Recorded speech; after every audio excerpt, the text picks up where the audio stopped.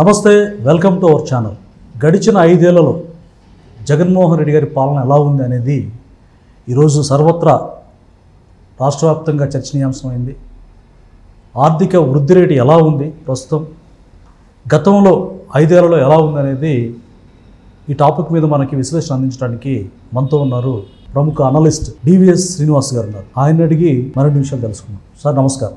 నమస్తే సార్, ఆర్థికపరమైనటువంటి వృద్ధి రేటులో గడిచిన 5 ఏళ్లలో దాదాపు క్షీణ దశకు వచ్చినట్టుగా మనకి సర్వత్రా చర్చ జరుగుతూ ఉంది. సో 2019 నుంచి 24 వరకు జగన్మోహన్ రెడ్డి గారి పరిపాలనలో ఎకనామికల్గా మన గ్రోత్ ఎలా ఉందంటే ఏం చెప్తారు? ఇదే చైనాలో అయితే జగన్మోహన్ రెడ్డి లాంటి ఉరిదీసేవాళ్ళు అంట. పయ్యావుల కేశవ్ అన్నారు, ఆర్థిక మంత్రి పయ్యావుల కేశవ్. ఆయన ఆవేదన ఇదే ఆర్థిక విస్ఫోటనం, ఇదే ఆర్థిక సంక్షోభం, ఇలాంటి పనులే గనక చైనాలో చేసుంటే ఆ చేసినాడిని ఉరిదీసేవాళ్ళు అన్నాడు. ఒకటే మాట. అంటే ఏంటి, జగన్మోహన్ రెడ్డి ఇవాళ ఉరి శిక్ష అన్నమాట. అంటే ఒకటి, భౌతికంగా ఉరిదీ అవసరం లేదు, ప్రజలే వేశారు ఆ శిక్ష. ఏది, రాజకీయంగా ఇవాళ ఉరి. 151 సీట్ల నుంచి 11 సీట్లకు జగన్మోహన్ రెడ్డి పతనం అయ్యాడంటే కారణం ఆయన చేసినటువంటి ఆ తప్పులు అన్నమాట. ఏది, ఇవాళ 10 లక్షల కోట్ల అప్పుల్లో ఆంధ్రప్రదేశ్ కూరుకుపోయింది. అంటే జగన్మోహన్ రెడ్డి ఇప్పటికీ కూడా తన అదే అబద్ధాలు. ఏ అబద్ధాలు అయితే గతంలో అతను ప్రజల్ని మభ్యపెట్టి భ్రమల్లోకి పెంచి అతను గెలిచి ముఖ్యమంత్రి అయ్యాడు, మళ్ళా అప్పుడు అవే అబద్ధాలు ఆడుతున్నాడు. 10 లక్షల కోట్ల అప్పులు అన్నారు కదా, 14 లక్షల కోట్ల అప్పులు అన్నారు కదా, శ్రీలంకలాగా మారింది ఆంధ్రప్రదేశ్ అన్నారు కదా, మరి ఇప్పుడు ఇవాళ బడ్జెట్లో 6 లక్షల కోట్ల అప్పులే చూపించారేంటి అంటాడు. అంటే ఎలా ప్రజల్ని మభ్యపెట్టాలని చూస్తున్నాడు అక్కడే అర్థమవుతుంది. ఇక్కడ బడ్జెట్ లోన్స్ వేరు, ఆఫ్ బడ్జెట్ బారోయింగ్స్ వేరు. ఇక్కడ బడ్జెటరీ బారోయింగ్స్ 6 లక్షల కోట్లు, ఆఫ్ బడ్జెట్ బారోయింగ్స్ ఎన్ని చేశాం అంటే శాసనసభ ఆమోదం లేకుండా, బడ్జెట్ ఆమోదం లేకుండా చేశాడు అప్పులు. అంటే కార్పొరేషన్లని అప్పుల కోసమే నెలకొల్పాడు. సివిల్ సప్లైస్ కార్పొరేషన్ ద్వారానే 40,000 కోట్ల అప్పులు తెచ్చాడు. స్థిరాభివృద్ధి లక్ష్యాల్లో భారీ క్షీణతకు కారణం అప్పులు చేయడం అంటారు సార్? అంటే సుస్థిర అభివృద్ధి లక్ష్యాలు, SSD అంటాం మనం, సస్టైనబుల్ డెవలప్మెంట్. ఆ లక్ష్యాల్లో ఇవాళ ఇంత పతనం అయ్యాడంటే అక్కడే అదే కారణం అన్నమాట. ఈరోజు ఒక్క పరిశ్రమల్లోనే ఆంధ్రప్రదేశ్ 6వ స్థానం నుంచి 16వ స్థానానికి పడిపోయింది. ఎక్కడ 6వ స్థానం, ఎక్కడ 16వ స్థానం. అంటే పరిశ్రమలని బెదిరించి వాటాల కోసం తరిమేశారనమాట. అమర్రాజా బ్యాటరీస్ ఇవాళ తెలంగాణలో పెట్టుకోవడం వల్ల రాయలసీమ, చిత్తూరు ప్రజలు 10,000 కోట్ల పెట్టుబడులు కోల్పోయారు. 10,000 మందికి ప్రత్యక్ష ఉపాధి కోల్పోయారన్నమాట. అంటే జగన్మోహన్ రెడ్డి 5 ఏళ్లలో 16 లక్షల కోట్ల పెట్టుబడుల్ని తరివేశారు. అంటే ఎందుకు సార్ అట్లా? అంటే ఏ ముఖ్యమంత్రి అయినా, ఏ పాలకుడైనా రాష్ట్ర అభివృద్ధి డెవలప్మెంట్ కోరుకుంటారు, కానీ ఉన్న పరిశ్రమలు రావడమే, పారిశ్రామికవేత్తలు రావడాన్ని ఆహ్వానిస్తారు, వాళ్ళకి కావాల్సినటువంటి ల్యాండ్ కానీ ఇస్తారు. కానీ జగన్మోహన్ రెడ్డి ఉన్నవారిని సైతం వెలివేయడాన్ని ఎలా చూస్తారు, బయటికి పంపించారు? అంటే అతను గెలిచింది రాష్ట్రం కోసం కాదు, అతను ముఖ్యమంత్రి అయింది ప్రజల కోసం కాదు, అతను పార్టీ పెట్టింది ప్రజల కోసం కాదు. అతను ఏంటి, సేవ చేయాలని రాలేదు. రాజకీయం అంటే జగన్మోహన్ రెడ్డి దృష్టిలో అది ప్రజాసేవ కాదు. రాజకీయం అంటే జగన్మోహన్ రెడ్డి దృష్టిలో అవినీతి. అవినీతి సంపదని కాపాడుకోవటం కోసం పార్టీ పెట్టాడు, దానికోసమే ముఖ్యమంత్రి అయ్యాడు అనేది వాళ్ళు స్పష్టంగా కనపడుతుంది. ఇప్పుడు చాణక్యుడు ఏం చెప్తాడు, పన్నులు వెయ్యండి. ప్రజలపై పన్నులు ఎలా వేయాలి? ఇప్పుడు మనం తేనెటీగ గనక పుష్పంపై తేనె ఎలా గురలుతుందో, అంటే పుష్పానికి ఇబ్బంది లేని రీతిలో తేనె తీసుకోవాలి. కానీ వీళ్ళు ఏం చేశారు, నువ్వు ప్రజల్ని అణిచేశారు. ఏది, చెత్త పన్ను అనేసాడు, కరెంటు ఛార్జీలు నీకు 9 సార్లు పెంచాడు, లేకపోతే ఆర్టీసీ ఛార్జీలు 4 సార్లు పెంచాడు, నీకు 1,000 కోట్ల భారాలు మోపాడు. ఈ పన్నులు వేసిన ఆ సంపద అంతా ఏమైపోయింది? ఇప్పుడు ఇవాళ 2 లక్షల కోట్ల బిల్లులు పెండింగ్, కాంట్రాక్టర్లకు చెల్లించాల్సినటువంటి పెండింగ్ బకాయిలే 2 లక్షల కోట్లు ఉన్నాయి. అంటే ఏంటి, ఇప్పుడు 6 లక్షల కోట్లే అప్పులు ఉన్నాయి అన్నారు బడ్జెట్లో. అంటే ఈ 2 లక్షల కోట్లు ఎవరేస్తారు? అంటే ఇప్పుడు కొంతమంది ఆ వైసీపీ నాయకులు ఎవరైతే ఉన్నారో వాళ్ళు దాన్నే పాయింట్అవుట్ చేస్తున్నారు. మరి 10 లక్షలు 11 లక్షల కోట్ల అప్పు ఉంటే 6 లక్షలు మాత్రం ఎందుకు చూపిస్తున్నారు శాసనసభ? బడ్జెట్ లోన్స్ అంటారు దాన్ని బడ్జెట్ బారోయింగ్స్. అంటే వాళ్ళకి తెలియక మాట్లాడటమా, తెలిసి మాట్లాడటమా, తెలియక మాట్లాడటమా, ప్రజలు తెలివి తక్కువ వాళ్ళు అనుకుంటారా? బారోయింగ్స్ తెచ్చే విధానం 2-3 రకాలు. ఒకటి బడ్జెట్ బారోయింగ్స్, చెప్పి అప్పు చేయటం. రెండోది ఆఫ్ బడ్జెట్ బారోయింగ్స్, దొంగచాట్ల అప్పులు తేవడం, దొడ్డిదారిన అప్పులు తేవడం. అంటే ఇతను తెచ్చిన అప్పులన్నీ కూడా దొడ్డిదారిని తెచ్చాడు. ఏది ఇందాక మనం చెప్పుకున్నాం, బేవరేజెస్ కార్పొరేషన్ పెట్టాడు.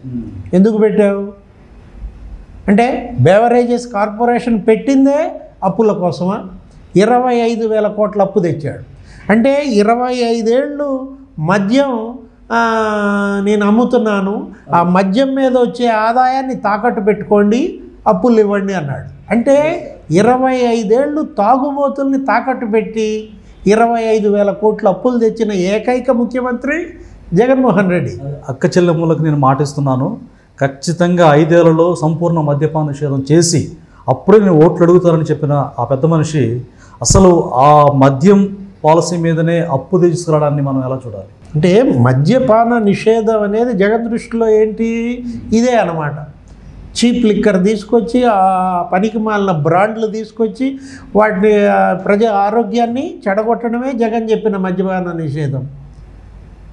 40% కిడ్నీలు దెబ్బతిన్నాయి, 30,000 మంది మహిళల పుస్తెలు దిగినాయి అని చెప్పి మనకి రికార్డులే కనపడుతున్నాయి. పురంధేశ్వరే కంప్లైంట్ చేసింది, దీనిపైన సిబిఐ ఎంక్వైరీ అడిగింది. 3,113 కోట్లు ముడుపులు కొట్టడమా జగన్ చెప్పిన మద్యపాన నిషేధం? జగన్ చెప్పిన మద్యపాన నిషేధం ఏంటి? ఒక కేసు బ్రాందీ పైన 250 రూపాయలు ముడుపుల, ఒక కేసు బీరు పైన 150 రూపాయలు కమిషన్లు కొట్టడమా అతను చెప్పే మద్యపాన నిషేధం? అంటే బూమ్ బూమ్, ప్రెసిడెంట్ మెడల్, లేదా 3 క్యాపిటల్స్, ఇలాంటి బ్రాండ్లు ప్రజలపై రుద్దడమా? అంటే నికార్సైన మద్యం అమ్మకుండా నాసిరకం మద్యం అమ్మి ప్రజల ఆరోగ్యాలను ఇంతగా దెబ్బతీసిన రాష్ట్రం దేశంలో లేదు. అలాంటి ముఖ్యమంత్రిని కూడా ఇంతవరకు చూడలేదు. అదే ఆయన ఆ బ్రాండ్స్ని తయారు చేయించినట్టుగా తన అనుయాయులతోటి ఈ కార్యక్రమానికి శ్రీకారం చుట్టినట్టుగా మనకి చెప్తున్నారు సార్ చాలామంది. తన వ్యక్తుల్ని సొంత ప్రైవేట్గా ఆయనే మద్యం తయారు చేయించి ప్రజల ఆరోగ్యంతో ఆయన ఆటలాడినట్టుగా విమర్శలు వస్తూ ఉన్నాయి. ఈరోజు కాగ్ పెట్టినటువంటి నివేదిక నీకు స్పష్టంగా కనపడింది, స్పష్టంగా చెప్పింది. జగన్మోహన్ రెడ్డి హయాంలో వ్యవసాయం కుదేలైపోయింది. అంటే రైతులకు నువ్వేం చేశావు? డ్రిప్ ఇరిగేషన్ రద్దు చేశాడు. ఎస్సీ ఎస్టీలకి 90% వస్తుంది ఏది రాయితీ ఆ డ్రిప్ ఇరిగేషన్ మీద. రాయలసీమకు నువ్వేం చేసావు? ఇవాళ రాయలసీమకు ఊపిరి అది డ్రిప్ ఇరిగేషన్ అనేది, పండ్ల తోటలకు అది ఊపిరి అన్నమాట. అలాంటి డ్రిప్ ఇరిగేషన్ మీద 90% సబ్సిడీ ఎత్తేసాడు. అంటే వ్యవసాయం లాస్ట్ ఇయర్ గ్రోత్ రేట్ 1.6%. గతంలో తెలుగుదేశం హయాంలో 13% ఉన్న వ్యవసాయ అభివృద్ధి 1.3%కి అతను తీసుకొచ్చాడంటే, అంటే అంతకుముందు సంవత్సరం వ్యవసాయ అభివృద్ధి 3%. ఇది మనం చెప్పే లెక్కలు కాదు, కాగ్ బయట పెట్టినటువంటి లెక్కల్లో వ్యవసాయ రంగాన్ని ఏమైంది? నువ్వు చెప్పిన రైతు భరోసా, నువ్వు నిజంగా రైతు భరోసా ఇచ్చుంటే ఇవాళ రైతులు ఈ విధంగా ఎందుకు ఇదవుతారు? ధాన్యం బకాయిలు 1,600 కోట్లు పెండింగ్ పెట్టాడు. రైతులు అమ్మినటువంటి వడ్లకి నువ్వు డబ్బు కట్టవా? వాళ్ళకేమైనా బిచ్చం వేస్తున్నావా? వాళ్ళు కష్టపడి సంపాదించి కష్టపడి పండించినటువంటి ధాన్యం నువ్వు కొని ఆ బిల్లులు వాళ్ళకి ఇవ్వకుండా 1,600 కోట్లు ఏం చేశావు? నిన్న నాదెండ్ల మనోహర్ వీళ్ళు చంద్రబాబు ముఖ్యమంత్రి అయిన తర్వాత ఆ 1,600 కోట్లు రైతులకు ఇచ్చినటువంటి పరిస్థితి. అంటే ఒక డొల్ల సంక్షేమం జగన్మోహన్ రెడ్డి చేసింది. అది సంక్షేమం కాదు, అదేంటి సంక్షోభంలోకి ఈ రాష్ట్రాన్ని నెట్టాడనమాట.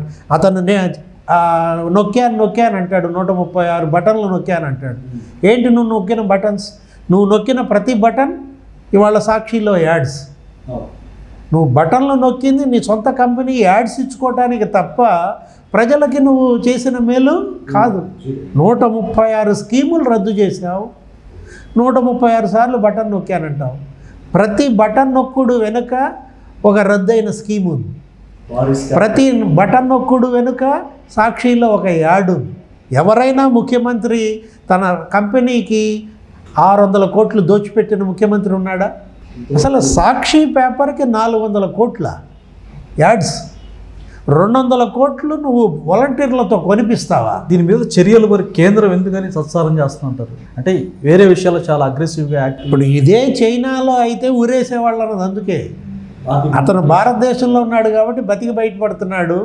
ఇదే కనుక చైనాలో ఉంటే జగన్మోహన్ రెడ్డిని ఉరిదీసేవాళ్ళు అన్న పయావుల కేశవ్ ఆ తీవ్రమైనటువంటి మాటలు ఇవాళ ఏంటి? జగన్ ఆంధ్రప్రదేశ్ని 30 ఏళ్ళు వెనక్కి నెట్టాడు.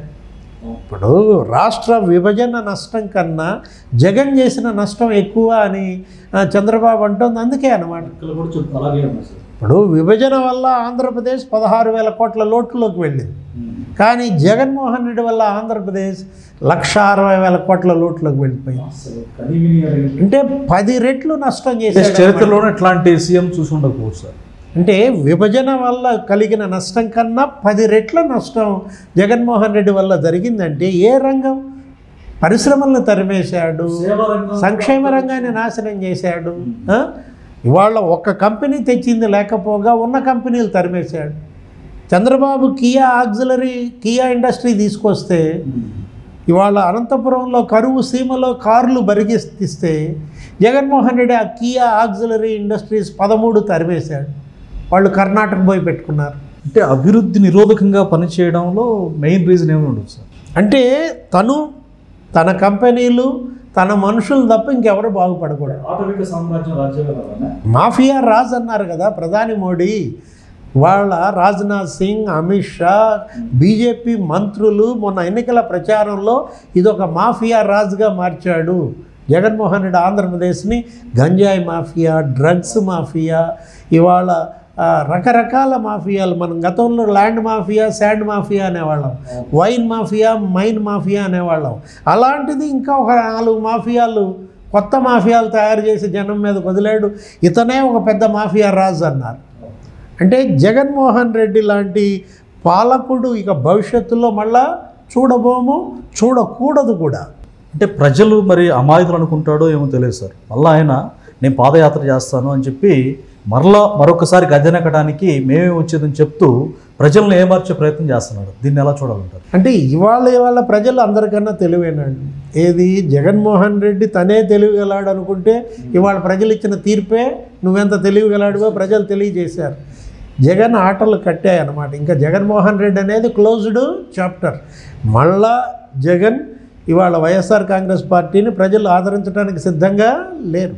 ఇందాక మీరు అన్నాడు సార్, ఎవరైతే కాంట్రాక్టర్ ఉంటారో అతనికి సంబంధించిన వ్యక్తులు సెలెక్టెడ్ కాంట్రాక్టర్లు మాత్రమే బిల్లులు దిగిపోయే ముందు కూడా భారీగా చెల్లించాడు. కానీ న్యూట్రల్స్ ఎవరైతే ఉంటారో అప్పులు తీసుకొచ్చి ఎవరైతే నిజాయితీకి పనిచేస్తారో వాళ్ళకి మాత్రం బిల్లులు చెల్లించకుండా రోడ్డు మీద వంట వర్క్ చేసుకున్నారు. వాళ్ళు ఆత్మహత్యలు కూడా చేసుకోవడానికి ప్రయత్నం చేశారు. చాలా వేదన పడ్డారు. వాళ్ళని కనీసం హ్యూమానిటీ లేకుండా అలా రోడ్డు మీద వదిలేయడాన్ని మనం ఏ విధంగా అర్థం చేసుకోవాలి? జగన్మోహన్ రెడ్డి అన్ని నిబంధనలు బేఖాతరు చేశాడు. ఇవాళ ఏంటి? ఫస్ట్ ఇన్ ఫస్ట్ అవుట్ అనే ప్రిన్సిపల్ వాడాలి. ఫిఫో అంటాం దాన్ని.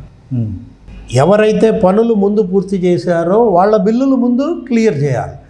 దాన్ని వదిలేశాడు. అతను ఎవరో డిప్యుటేషన్ మీద వచ్చినటువంటి ఒక ఆఫీసర్ని అడ్డం పెట్టుకుని ఫైనాన్స్లో పెద్ద విస్ఫోటనం తీసుకొచ్చాడు. ఇవాళ ఫైనాన్స్ సెక్రటరీ సత్యనారాయణ ఈ మొత్తం దీనికి ప్రధాన దోషిగా ఇవాళ ప్రజల ముందు ఉన్నాడన్నమాట. బంగారం లాంటి ఆంధ్రప్రదేశ్ ఆర్థిక రంగాన్ని ఇవాళ అధోగతి పాలు చేశారన్నమాట.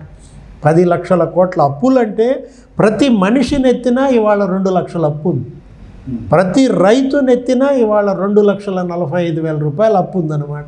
అంటే ఈ విధంగా అప్పులు తేవచ్చు అని జగన్మోహన్ రెడ్డికి లేని మార్గాలని ఈ సత్యనారాయణ ఫైనాన్స్ సెక్రటరీయే ఇవాళ చూపించిన విధానం. ఏది?